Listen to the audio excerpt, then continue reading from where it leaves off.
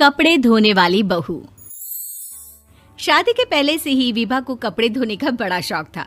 कभी नल के नीचे तो कभी तालाब के पास। अरे मेरी नीली वाली लुंगी नहीं दिख रही है। विभा की अम्मा, कहाँ रखी है लुंगी? अरे वो तो विभा ने परसों ही धोकर रखी थी आपकी अलमारी में, देखो वहीं होगी। वो ना मैंने आज धो दी, मुझे लगा कि गंदी हो गई होगी। अरे कैसे गंदी हो गई थी? उसे तो मैंने पहना भी नहीं। हे भगवान, इस लड़की के कपड़े धोने की आदत से परेशान हो गया हूँ मैं। जितना तो घर में राशन नहीं आता, उससे कहीं ज्यादा डिटर्जेंट पाउडर का खर्चा है। इसकी शादी करवा दो, शादी जाए अपने घर में ही करे काम, फिर चाहे घर के कपड़े धोने हो या पूरे गांव के। हाँ ठीक बोल रही हूँ, देखता हूँ मैं कोई लड़का। वो दिन भी आ जाता है जब विभा को देखने लड़के वाले आ जाते हैं। लड़की मुझे अच्छी लगी। होने वाली सास कहती है, बेटी अगर कुछ पूछना है तो पूछ लो। वैसे तो हमारी लड़की बहुत ही शर्मीली है, जो बोल दो वो मान लेती है, इसे क्या पूछना होगा। अरे कैसी बात कर रही हो माँ, मुझे इन लोगों के घर रहना है, सवाल तो कई है। हाँ हाँ बेटा, पूछ लो ना, क्या पूछना है। आप लोगों के घर कपड़े कौन धोता है? सास का मुंह बन जाता है।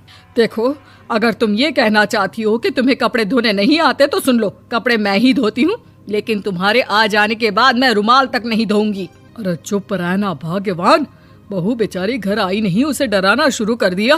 वो क्या है ना बिटिया, अभी तक तो ये कल्लू की माँ ही धोती थी, लेकिन अब तुम्हारे पापा तो दहेज में वॉशिंग मशीन देंगे ही। तभी विभा की माँ बोल पड़ती है, सवाल भी पूछा तो क्या। वैसे भाई साहब, मशीन की तो फिर भी कपड़े धोने की कैपेसिटी होती है। मतलब जो बिटिया दे रहे हैं ना विभा, इसे कपड़े धोने का बहुत शौक है। ये आप लोगों के क्या, आस पड़ोस गांव मोहल्ले सबके कपड़े धो दे और उफ तक ना करे। बाहर देखा नहीं आपने कितने कपड़े सूख रहे हैं? सब हमारी बिटिया ने ही तो धोए हैं। बस भी करो ना माँ, शर्म आ रही इतनी तारीफ सुनकर।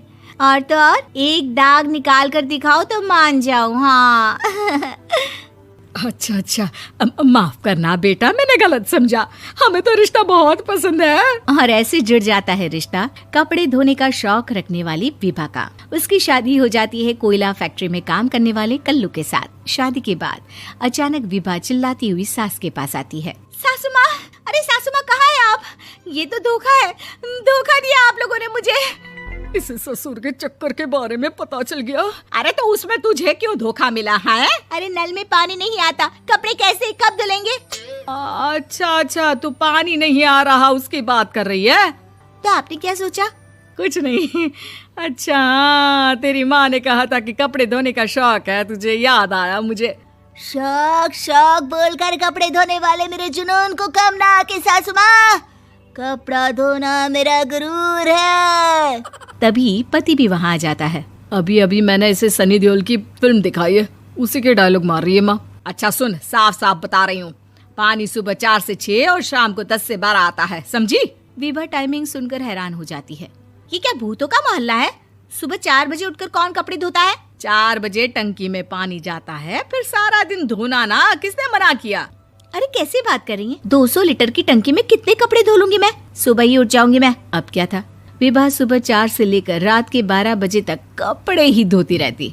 एक रोज सास पड़ोस से निकलकर कहीं जा रही होती है कि साथ वाली कहती है, हाँ कल्लू की माँ, जरा ये बताओ कि 2 साड़ी है, 2 ब्लाउज और एक पेटीकोट और एक नाड़े वाला लंबा कच्छा। हाँ तो? अरे तो क्या, कितना लोगी धुलाई ये बताओ। धोबन दिख रहे हैं हम क्या?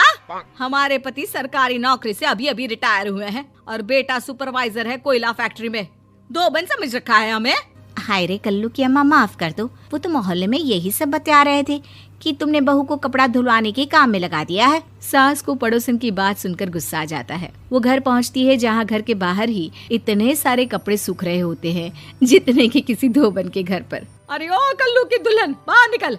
माँ जी यहीं आ जाओ, बाथरूम में चादर धो रहे हैं हम। अरे अभी हम धोते हैं, तुमको बाहर निकलो। ये आस पड़ोस वाले बोल रहे हैं कि हम बहू से कपड़े धुलवा कर उसे कपड़ा धोने वाली बना दिए हैं।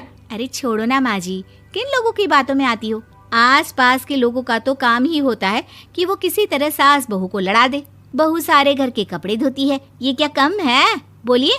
सास को भी लग जाता है कि वो बहू का ये सनकीपन नहीं छुड़वा सकती, इससे अच्छा है कि खुद ही चुप हो जाए।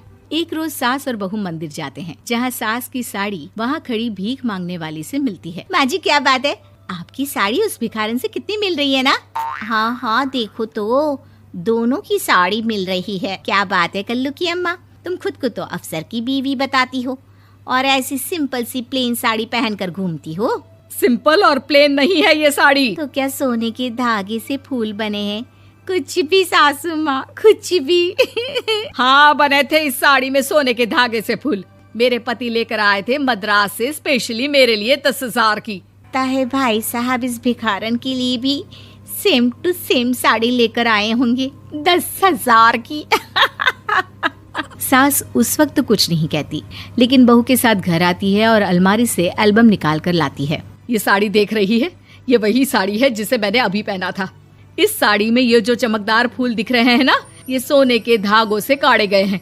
लेकिन तू लोकल वॉशिंग मशीन ब्रश से घिस घिस कर सारे फूलों को निकाल कर साड़ी प्लेन कर दी। मुझे माफ कर दीजिए सासू माँ। और तो और, जब मैंने तुझे तेरी गलती के लिए कुछ नहीं कहा, लेकिन तूने तो सबके सामने मेरा मजाक ही बना दिया। क्यों? बहू को समझ में आ जाता है कि अब से उसका कपड़े धोना बंद।